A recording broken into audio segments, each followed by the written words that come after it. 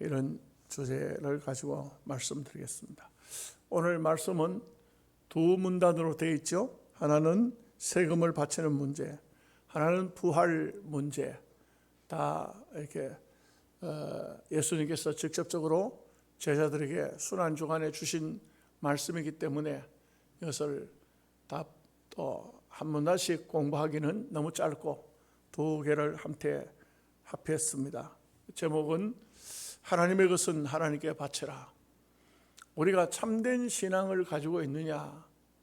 참 신앙을 가지고 있으면은 인간적인 것은 손해를 볼 생각을 해야 됩니다.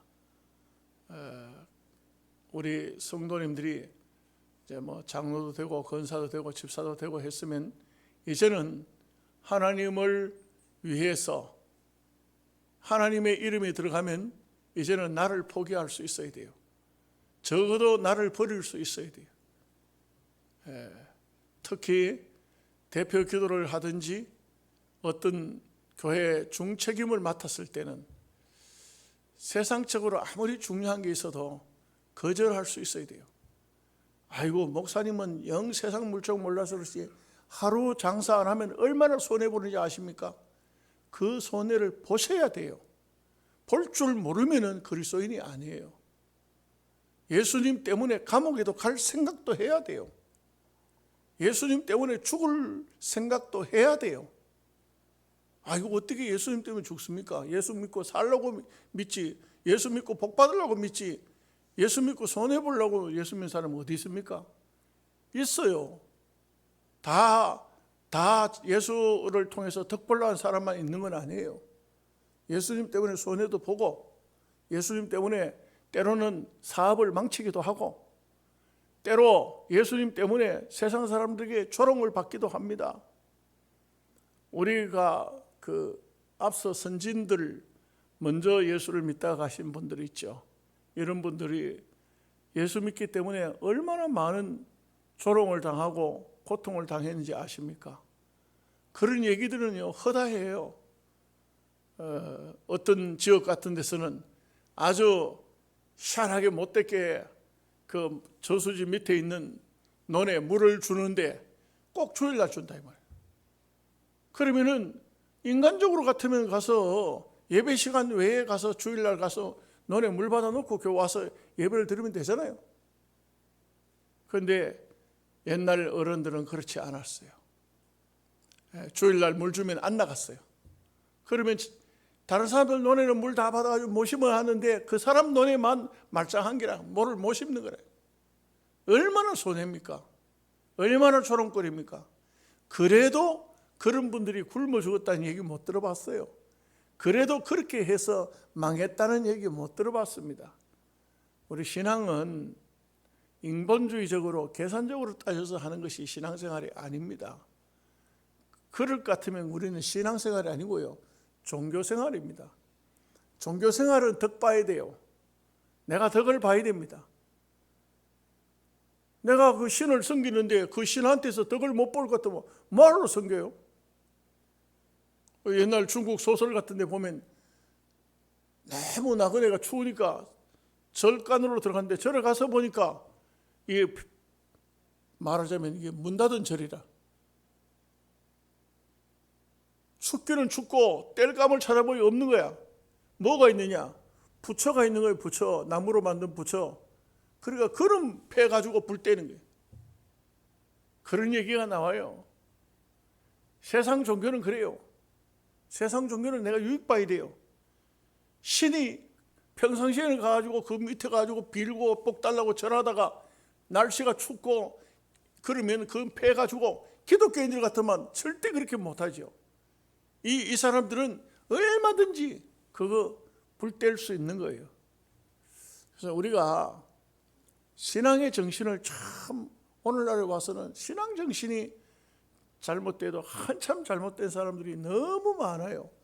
이 교회를 앞으로 어떻게 이끌어 나가야 될지 실제로 보면은 참 오늘날 같은 시대가 이게 바로 유럽 교회를 닮아가고 있고 서구 문명을 닮아가고 있는 그런 교회의 자유주의가 점점 들어오는 겁니다.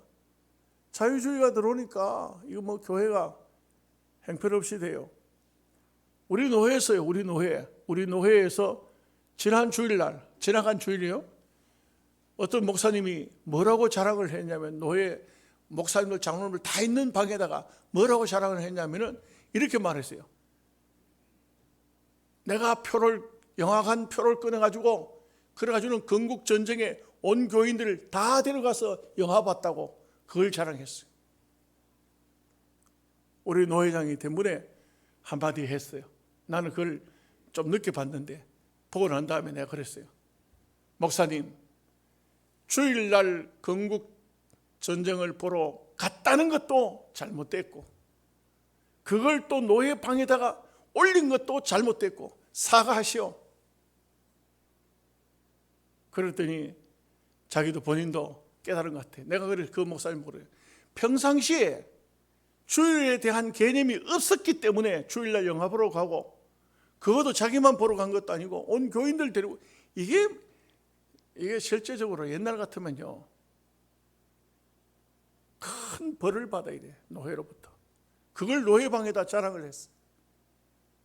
있을 수가 없는 일이죠.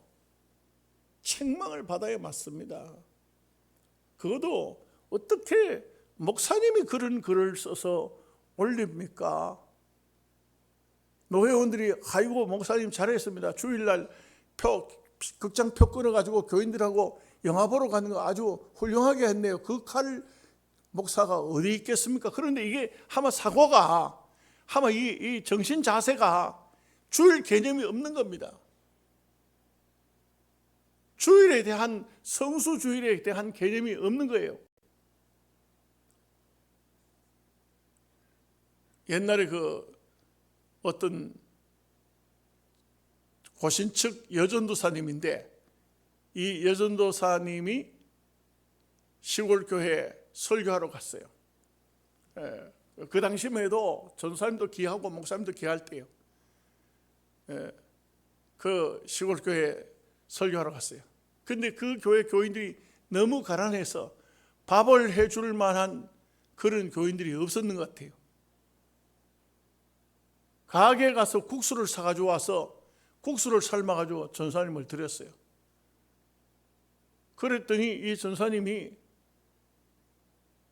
이 국수를 사다 놨던 거냐, 오늘 사왔느냐, 주일날 전사님 설교하러 오신다 해서 먼 길 오시는데 우리가 죽을 드릴 수도 없고 해서 가게 가서 국수를 사가지고 왔다. 그 전사님 안 먹는 거예요. 주일날 이런 것을 사가지고 와서 교육자를 대접하느냐고 안 먹는 거예요. 그 여전사님이지만 옛날 그 얘기를 제가 어릴 적에 들었어요. 일찍이 들었어요. 그 당시에는 그렇게 주일에 대한 개념을 확실하게 가지고 있었어요. 그 전도사님이 그 주일날 국수 사가지고 온 거 막 멀리서 오고 배도 고프고 하니까 막 허겁지겁 먹었다 합시다. 교훈이 안 되는 거예요. 그 다음부터는 주일 성수하라고 이렇게 말할 자격이 없는 겁니다. 앞서 있는 사람이 먼저 본을 보이지 않으면요 절대로 본이 될 수가 없어요. 이것은요 여러분들이 이상하게 들릴지 모르지만 배워야 돼요. 그렇게 배워야 돼요. 요즘에 젊은 목사님들이 전혀 주일에 대한 개념이 없더라고. 그러니 이게 한국교회가 점점 세속화되어져 가는 이런 모습을 볼 수가 있습니다. 자, 오늘 말씀은요 이렇게 시작돼요. 이 소위 그 당시에 지도자층에 속한 바리새인, 헤롯 당 이런 사람들, 상당히 엘리트들이에요. 이런 사람들이 제일 먼저 시작이 어떻게 되냐면 예수의 말씀을 책잡으려 예수님을 시험하기 위해서, 예수님께 무슨 허물을 만들어내기 위해서 사람이 이 세상에 살면서 정말 남의 허물 보다가는 장점을 보고 좋은 점을 보고 아름다운 것을 본다는 것은 굉장히 복된 눈을 가지고 있는 거예요. 사람을 딱 보면 저 사람은 참 순하게 생겼어. 저 사람은 참 마음이 착하게 생겼어. 이 착한 마음, 순한 마음, 아름다운 것을 보지를 않고 예쁘게 생겼으면 못되게 생겼네, 좀 순하게 생겼으면 바보처럼 생겼네, 이렇게 한다는 이 자체가 그 본인이 굉장히 불행한 겁니다. 왜 인생을 그렇게 사는 겁니까? 누구를 대하든지 간에 어떤 사람을 만나든지 간에 그 사람에게 내가 좋은 말을 해서 이 사람에게 기운을 북돋아 주고 이 사람에게 유익을 던져주는 이런 말이라도 그런 말을 하고, 또 뭔가 허물이 있으면 그거는 어쨌든 간에 뭐 어쩌다 실수했겠지 덮으려고 하고 좋은 말씀은 칭찬해 주고 이렇게 해야 되는 게 정상이 아니겠어요? 저는요, 요즘에 이제 막 정치 시즌이죠. 뭐 굉장합디다 하여간 그 옛날에도 전에도 그랬는 것 같아요. 제가 전에는 관심이 없었는 것 같아요. 정치에 대한 전혀 몰랐는데 최근에 와서 보니까 막 정치에 굉장하더라고요. 나는 그 중에서 내 딱 한 사람 눈에 들어오는 사람이 있어요. 누구냐면은 김경률이라는 사람이요.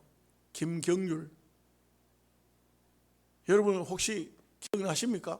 김경률이라는 사람이, 이 사람은 윤석열 대통령도 뚜들 패고 이재명 씨도 뚜들 패고 이 사람에게 닥치면은 한 사람도 옳은 사람이 없더구만. 한 사람도, 내가 볼 때는 그 사람이 아주 까칠하게 생겼어. 이게 나도 잘못됐는가? 야간 그런 인생을 살면 안 돼요.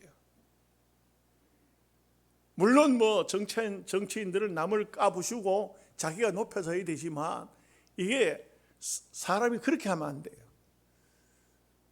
어떤 분은 보면요, 누가 무슨 연설을 듣든지 어떤 설교를 듣든지 무엇을 듣든지 보든지 하면 꼭 잘못된 점을 집어내. 참 불행한 사람이에요. 불행한 사람이에요. 너무 안타까운 사람이에요. 왜 좋은 점을 보지 못하고 나쁜 점만 보는가? 이게 바로 타락된 인간의 본성이에요. 타락된 사람 인간의 본성은요, 꼭 잘못된 것만 봐요. 여기 바리새인들은 상당히 그 당시에 지도층에 있는 사람이에요. 헤롯 땅이라는 것은 오늘날로 말하면은 민주당의 개딸이 뭐죠? 개딸? 여러분 개딸이 뭐죠? 멍멍 짖는 개, 그 딸들이? 그게 아니고 개혁의 딸이라고 그래요. 개혁. 말은 굉장히 좋은 거예요. 얼마나 좋은지 몰라요. 그런데 이 사람들이 강성 지지자들이에요. 강성 지지자들이 있었던 것처럼 헤롯도 헤롯의 시대를 굉장히 그리워하고, 헤롯이 정권을 잡았을 때 유대 나라가 흥왕했다 해가지고 그 헤롯을 못 잊어 하는 그런 사람들이 오늘 우리 대한민국 사회로 하면 박정희 대통령을 최고의 사람이 돼가지고 박정희 당을 만드는 그런 사람들이, 무슨 말인지 여러분 이해가 되실런지 모르겠어요. 오늘 대한민국으로 말하면 요즘에 건국전쟁이 있듯이 이승만 당이라, 박정희 당이라, 옛날을 생각해. 이 헤롯 당이라는 사람들, 이 사람들도 상당한 위치에 있는 정치인들이에요. 그런데 이런 사람들이 다 예수님을 책잡으려고, 예수님을 넘어뜨리려고, 어쨌든 간에 예수님께 대해서 뭔가를 하나 잡아내 가지고 곤욕을 치르게 하려고 하는 이런 마음을 가지고 왔다 이거죠. 자, 13절 말씀 다 같이 함께 읽어봅시다. 그들이 예수의 말씀을 책잡으려 하여 바리새인과 헤롯 땅 중에서 사람을 보내매. 그러니까 이게 적어도 지도자가 됐으면 말입니다. 지도자가 됐으면은, 저는 볼 때 우리 한국의 문화하고 조금 안 맞을런지, 제 말이 안 맞을런지 몰라요. 한국 사람들은 남을 막 들고 까고 남을 막 업신여기고 함부로 말하는 사람을 그 사람 말도 잘하던데, 아주 훌륭하던데, 이렇게 합니다. 이거는 아주 정치인들 속에만 그렇게 그런데 사실은 그런 게 아니에요. 정말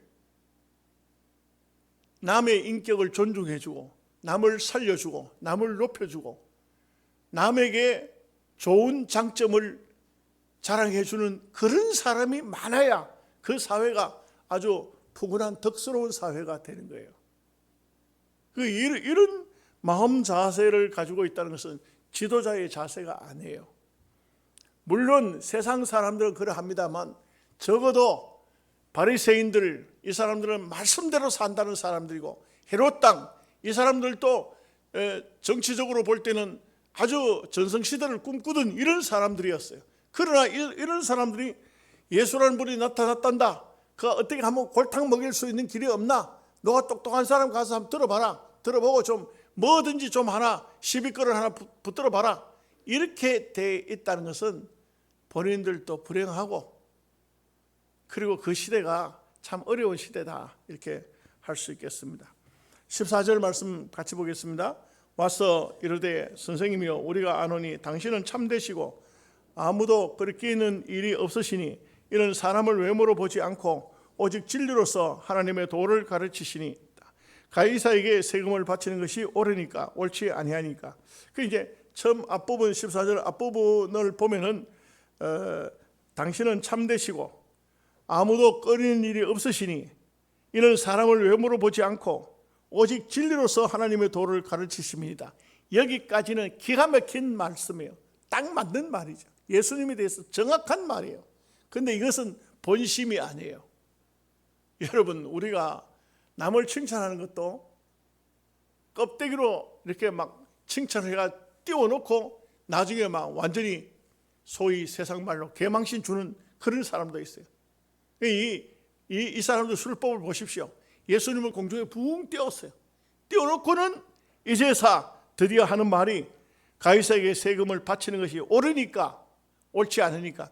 이게 딱 올무예요. 올무입니다. 세금, 이 사람들이 묻는 말을 그냥 그대로 대답한다고 합시다. 세금 바치면 안 돼 하면, 그러면요 이거는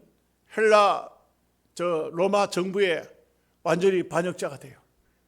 또 세금은 바쳐야 되지 하면 유대인들에게 또 매국노가 되는 거예요.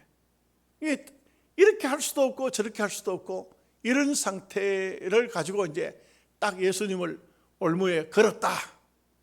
영어는 빼도 박도 못한다. 이렇게 딱 이제 잘 걸렸다. 이제 이런 식으로 이제 예수님께 딱 갖다 건 것이죠. 자, 15절 말씀 보겠습니다. 우리가 바칠까 말릴까 한데 예수께서 그 외식함을 아시고 이르시되 어찌하여 나를 시험하느냐? 대나원 하나를 가져다가 내게 보이라 하시니, 예수님은요 암만 공중에 띄워주고 막 예수님 당신은 진리로 뭐 말하는 사람이고 뭐 이렇게 막 띄워줘도 예수님은 벌써 아마 다 알고 계시는 거예요. 여러분, 우리도 그렇지 않습니까? 여러분들도 그렇죠. 누군가가 막 칭찬하는데 그 칭찬을 들어보면은 이거 나를 진심으로 위해서 칭찬을 하려고 하는 것이 아니고 뭔가 뒤에 숨어 있구나, 뭔가가 있구나. 그리고 들어보면, 좀 더 들어보면은 나중에 본색이 드러나죠. 여러분들 느끼잖아요. 알잖아요. 하물며 예수님들 왜 모르겠어요? 이 사람들이 완전히 예수님을 고랑탕이 먹이려고 아주 작정하고 이렇게 얘기를 하고 있다는 것을 예수님은 다 알고 있겠어요. 예수님을 시험하려고 하다니 참 어리석기 그지없는, 예수님이 하나님의 아들이신 것을 이 사람들은 끝까지 전적으로 안 믿기 때문에 이런 일을 하는 것입니다. 오늘 우리 신앙인들 중에서도 보면요, 참 교회는 다니는데 학습도 받고 세례도 받고 다 했고 직분도 받았고 했는데도 불구하고 하나님을 시험하는 사람들 참 많아요. 하나님을 시험합니다. 그래 하나님을 시험해가지고 어떻게 됩니까? 결론이 11절 내면은 차고 넘치도록 복을 받나 했는데 복을 하나도 못 받았네. 11조 내면서부터 내가 수입이 오히려 줄어들었네. 하나님은 내게 거짓말했다. 그리고 교회 와가지고 11조 낸 거 도로 돌려주시오. 이렇게 하는 사람은 또 없지 않아 있어요. 그래서 내가 볼 때는 그 사람은요, 얼른 줘서 내보내야 돼. 우리 교회도 얼마 전에 감사헌금을 했는데, 감사헌금 한 것을 따로 목사님이 따로 기도해달라 했는데 기도 안 해줬다고 교회를 떠났어요. 떠나고는 우리 장로님한테 전화 걸어가지고 내 헌금한 거 돌려달라고, 그렇게 내 헌금한 거 돌려달라고 그랬어요. 장로님한테 장로님 전화 왔길래 그랬어요.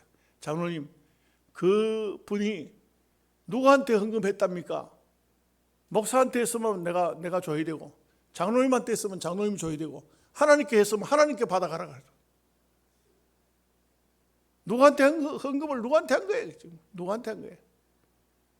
참 이런 정신을 가지고 예수를 믿는다는 것은 평생을 예수 믿었지만 아직도 마음속에는 하나님에 대한 것을 확고한 신앙을, 제대로 된 신앙을 가지지 못했다는 것입니다. 그 신앙인들 중에 보면 하나님을 시험하는 사람들이 얼마나 많습니까? 우리는요, 하나님께 헌신을 하면 몸을 드리든 물질을 드리든 내가 무엇을 드리든 전적으로 드리는 것으로 만족해야 돼요. 드리는 것으로 끝이 나야 돼요. 복을 주고 안 주고는 그분이 하실 일이지. 그렇잖아요. 하나님께 뭘 드리고 나면 하나님 드렸습니다, 복 주시옵소서.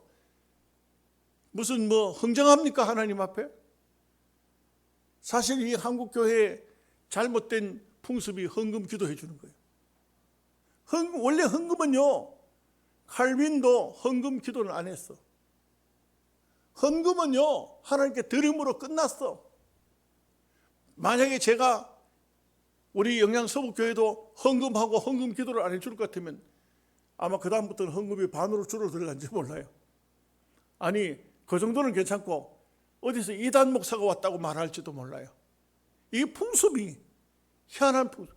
그 사실상 엄격히 한번 계산해 보십시오, 여러분. 자녀가 부모님을 대접합니다. 아버지, 금년 한 해 내가 소고기 벌써 5번째 사왔습니다. 계산해 놓으세요. 그런 자식이 어디 있어요? 부모님께 대접하는 것은 대접함으로 끝이 나지, 그게 무슨 계산이 뭐 필요합니까? 하나님께 드리면 드리는 것으로 사실 끝나야 돼요. 그런데 이게 우리 한국 문화가, 풍습이, 제가 보니까 미국 가서도 집회를 해보니까 미국서도 헌금 기도는 계속해요, 시간마다. 우리 사회가 칠레에 있을 때 칠레 가서 집회를 했는데 칠레에서도 헌금 기도는 해요. 미국 교회는 안 해요. 미국인들은 안 해요. 왜? 성경이 하나님께 드리고, 하나님께 드리고 난 다음에 그 다음에 그게 보상을, 기도로 보상한다는 것은 있을 수가 없는 얘기지. 구약에도 그랬고요. 구약에도요, 아무리 많은 물질을 가져와서 항소 한 마리를 바쳤든 염소 10마리를 바쳤든 바치면 그걸로 끝이에요.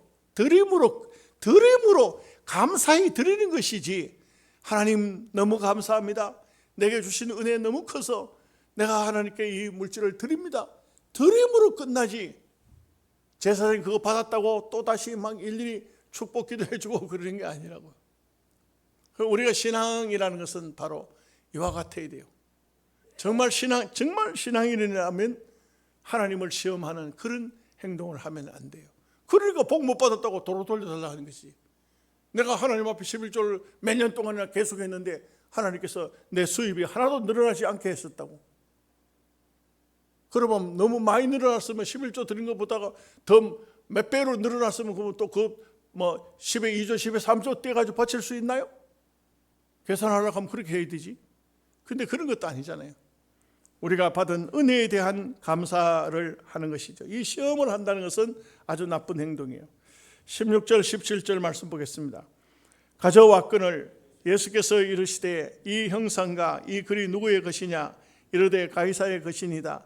이에 예수께서 이르시되 가이사의 것은 가이사에게, 하나님의 것은 하나님께 바치라 하시니 그들이 예수께 대하여 매우 놀랍게 여기더라.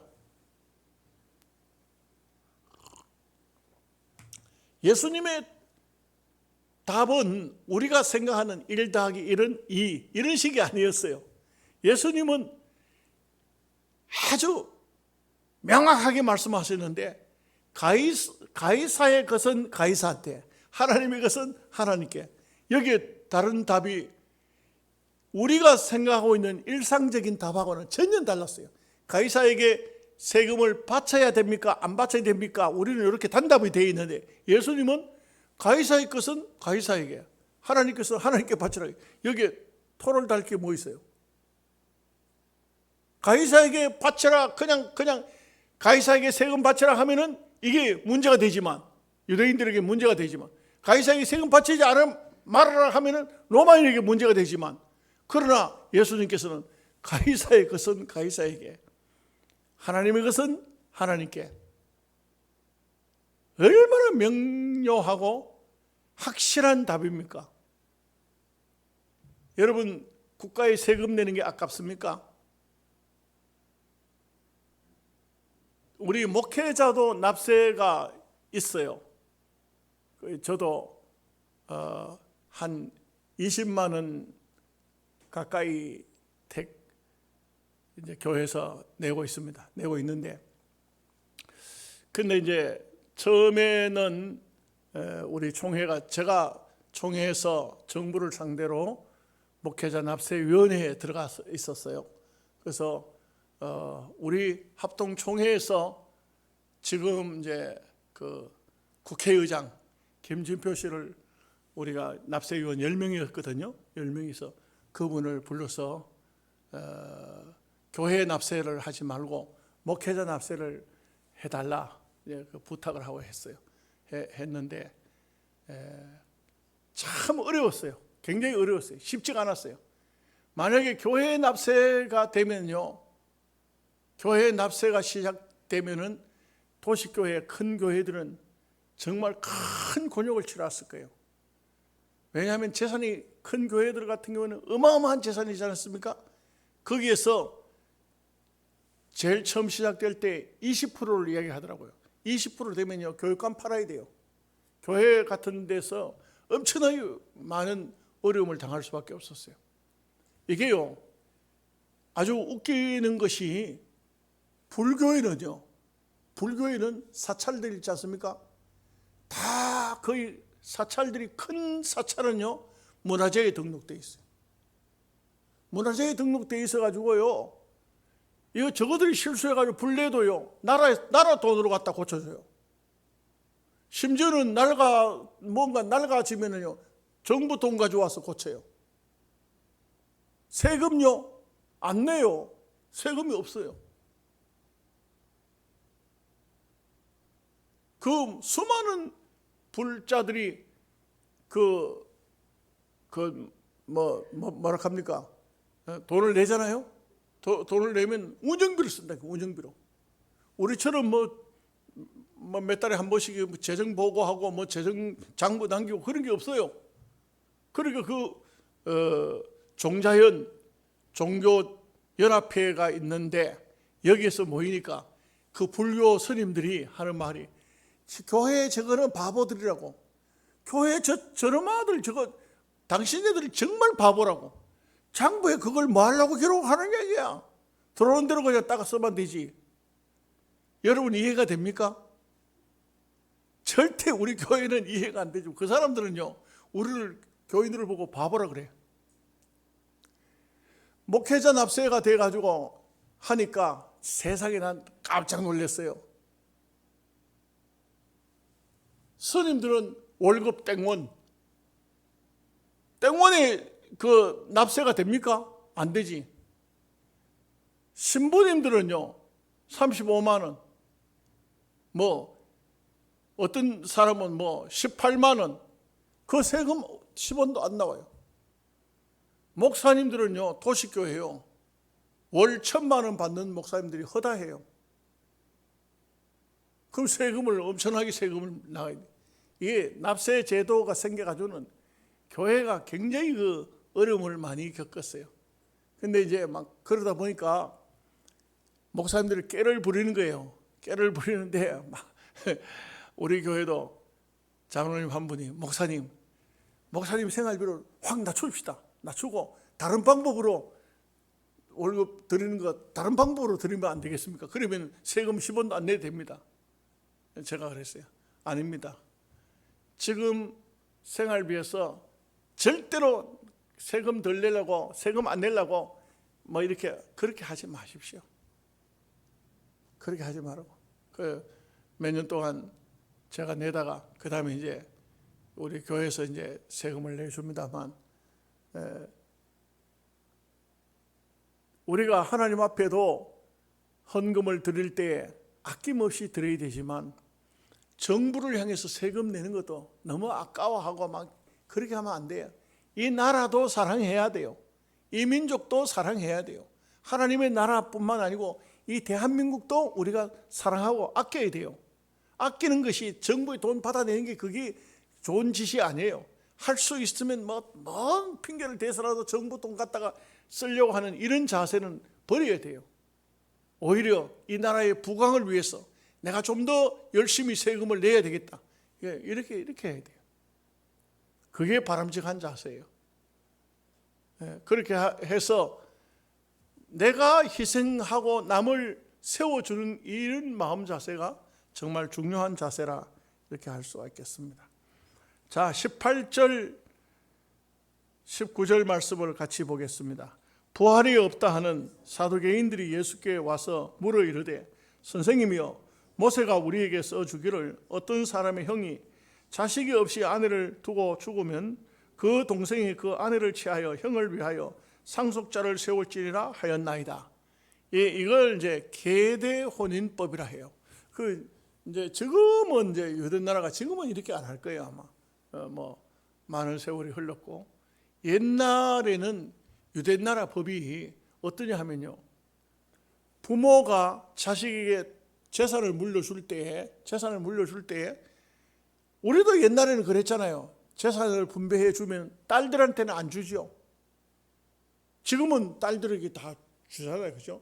법이 그렇게 다 바뀌었잖아요. 옛날에는 딸들에게 시집가면 출가 외인 해가지고 안 줘요. 그리고 시집을 갔잖아요. 갔는데 남편이 죽어버리면 아들이 있으면 그 조상의 그 유산을 아들에게 물려받지만 부인한테 주는 법은 없어요. 그러니까 그 부인이 결혼을 해가지고 부인이 아들이 없다, 자식이 없다 그러면요 아무 유산이 돌아오지를 않아. 그러면 자기에게 안 돌아오니까 누구에게 갑니까? 둘째에게 가는 거예요. 둘째에게. 그러니 계대 혼인법이라 해서 형이 죽고 난 다음에 자식이 없으면 동생이 그 형수하고 자식이 태어날 때까지 그 부부 관계를 해줘야 돼요. 그리고 자식을 태어나면은 유산이 그 자식에게 물려지기 때문에 그러면 그 어머니는 아들 때문에 유산을 부모로부터 받아가지고 사는 거예요. 그 유대 나라는 딱 자로 재어준 줄로 재어준 조상적부터 내려오는 그런 땅이 팔아먹을 수가 없는 땅이 있어요. 그 땅이 부인에게는 안 가요. 그렇게 율법적으로 그렇게 돼 있어요. 그러니까 이게 이제 고엘 제도라 했는데 이 고엘 제도 때문에 유대 나라에는 많은 문제점이 생겼지요. 그 유다의 아들이 첫 번째 아들이 엘이잖아요. 엘. 두 번째 아들이 오난, 세 번째 아들이 세라. 이런데 그 첫 번째 그 엘의 부인이 누굽니까? 예? 다말. 예, 다말이라는 여자예요. 다말 이름을 영 잘못 지었어. 다 말아먹어. 다 말아먹어요. 아들이 죽었어요. 그러니까 당연히 형의 자식을 낳아주기 위해서 오난이 들어갔잖아요. 오난도 또 죽어버려요. 근데 오난이 죽은 이유가 있어요. 그 오난은 형수에게 자식을 안 만들어 주려고 그래요. 부부관계를 하고 땅에다 설정했다 이랬어요. 성경에 보면. 그래서 하나님께서 이거 아주 못된 놈이구나 죽여버렸어요. 그게 왜 그랬느냐 하면은 바로 형에게 돌아갈 재산을 지가 차지하려고. 형에게 자식을 낳아주면 그 사실은 그 자기 자식인데, 그런데 호적으로는 형의 자식이 되죠. 그러면 재산이 글로 갈 걸. 또 큰 장자잖아. 장자는 모든 자식들의 배를 받아. 땅 다른 사람 한 마지기 받으면 이 사람은 두 마지기 받는다. 그러니 이 오나니 생각하기를 형이 죽었으니까 형수에게 돌아갈 땅을 자기가 차지하고 싶어서 그렇게 못된 짓을 한 거예요. 하나님께서 본보기로 죽여버렸죠. 이런 것이 바로 고혈 제도예요. 그래서 오늘 말씀은 이렇게 보면은 이해가 되지만, 그 말씀이 이제 이해가 되지만, 사실은 이거 가상적인 얘기, 이런 일은 있을 수가 없어요. 아들 7이 어떻게 다 그 한 여자에게 장가가서 다 죽습니까? 예? 이런 일은 없는데, 없는 것을 만들어서 얘기를 하려고 하면 얘기가 또 되는 거죠. 얘기를 되죠.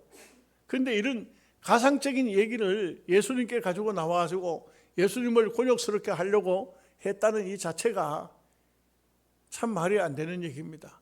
그 어떤 사람은 보면은 말이 안 되는 얘기를 자꾸 만들어가지고 하려고 해요. 그거 아주 나쁜 거예요. 자기 뜻을 관철시키기 위해서 남들에게 곤욕을 치르게 하는 이런 행동이나 이런 말들은요, 절대 이런 행동은 해서 안 돼요.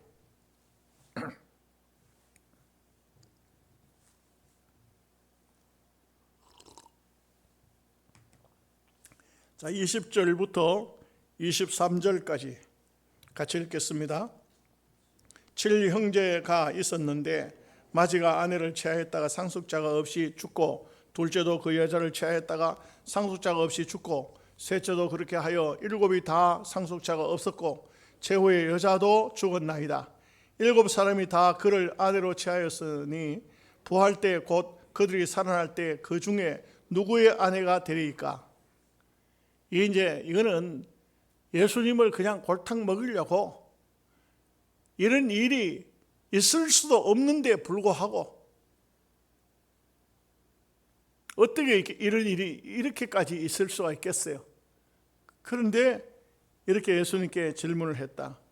사람들 중에 남을 애먹이려고, 골탕을 먹이려고 작정하고 이렇게 하는, 그런 남을 올무에 빠뜨리려고 걸려들도록 계속해서 하는 이런 작태는 절대 해서는 안 되는 얘기예요. 해서는 안 됩니다. 오늘 우리도 그리스도인들이지 않습니까? 세상을 살면서 남들이 어려움을 당할 것 같으면 차라리 그것은 내가 입 다물고 있으면 그 사람이 어려움을 안 당하겠다 싶으면 입을 다무는 게 좋아요.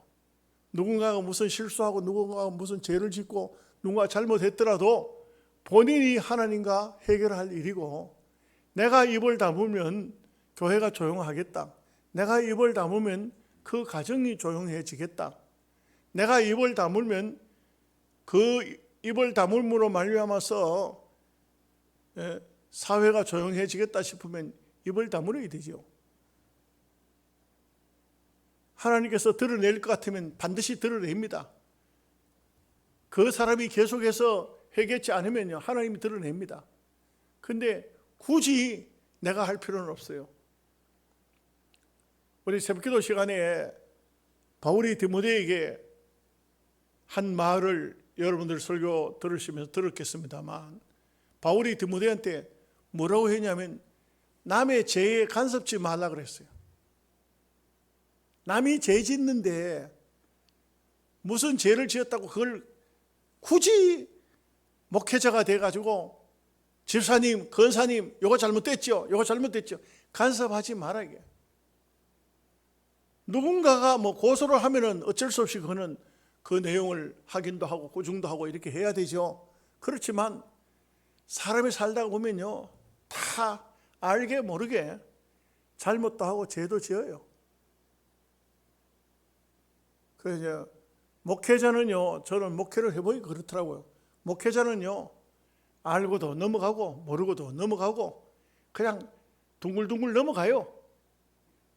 그러다 보면 때가 되면요, 본인이 스스로가 목사님 지난번에 좀 잘못됐습니다, 내가 실수한 것 같아요, 이렇게 하지.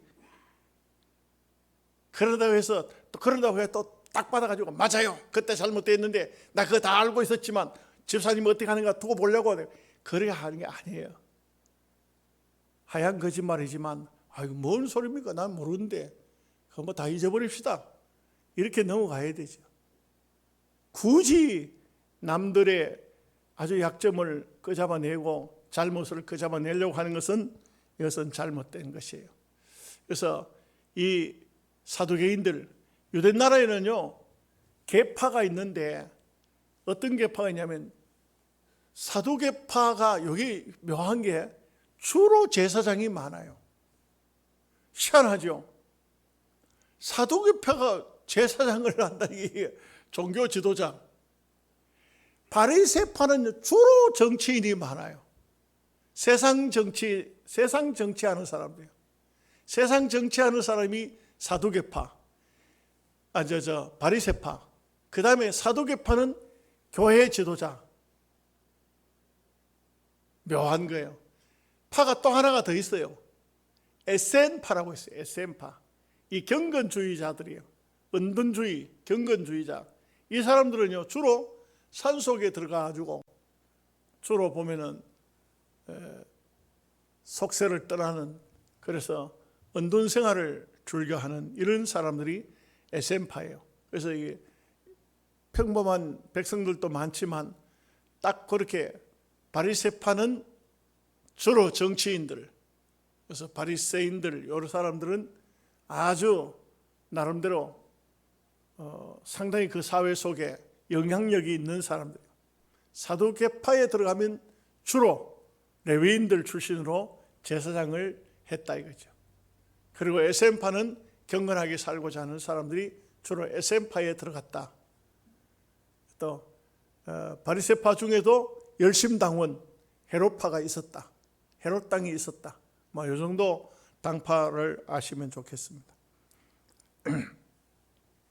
24절 25절 말씀 보겠습니다. 예수께서 이르시되 너희가 성경도 하나님의 능력도 알지 못하였으므로 오해함이 아니냐. 사람이 죽은 자 가운데서 살아날 때에는 장가도 아니가고 시집도 아니가고 하늘에 있는 천사들과 같으니라. 천사는요 남자 천사가 있느냐 여자 천사가 있느냐 없어요. 중성이냐? 아닙니다. 천사는 남자도 여자도 아닙니다. 장가도 시집도 안 갑니다. 마찬가지로 우리가 이 세상에 있을 때는 남자 여자 구분이 되어지고 또 이 세상에 있을 때는 장가도 가고 시집도 가지만 하늘나라 가면은 장가가고 시집 가는 것은 필요가 없어요.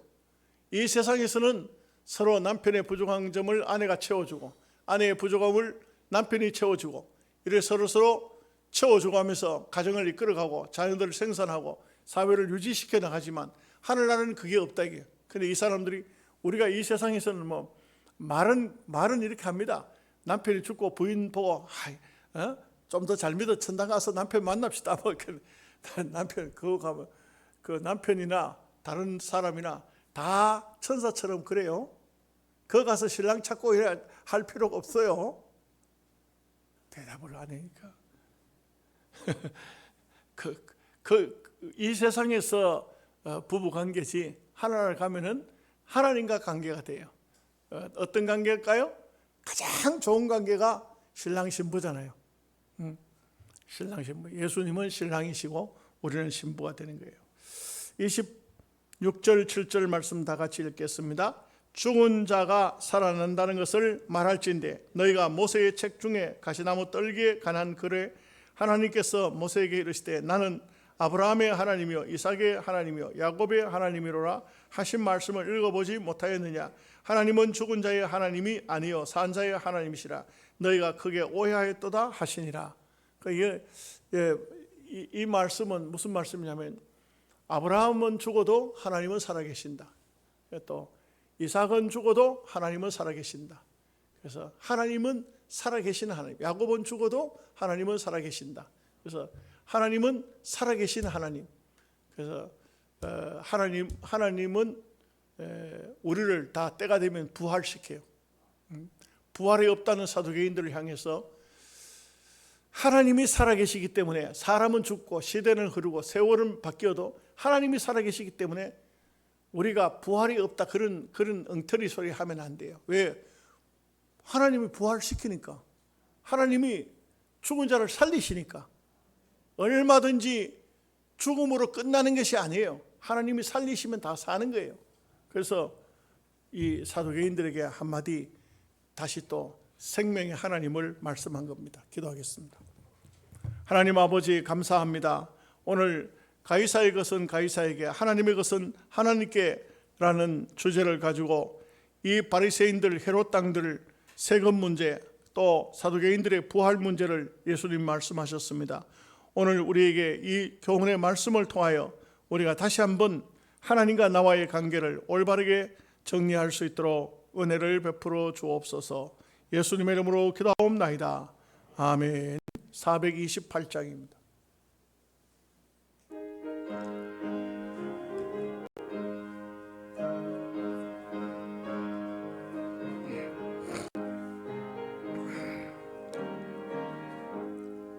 내 영혼에 햇빛 비치니 저 영광 찬란히, 이 세상 어떤 빛보다 이 빛도 빛나네. 주의 영광 빛난 가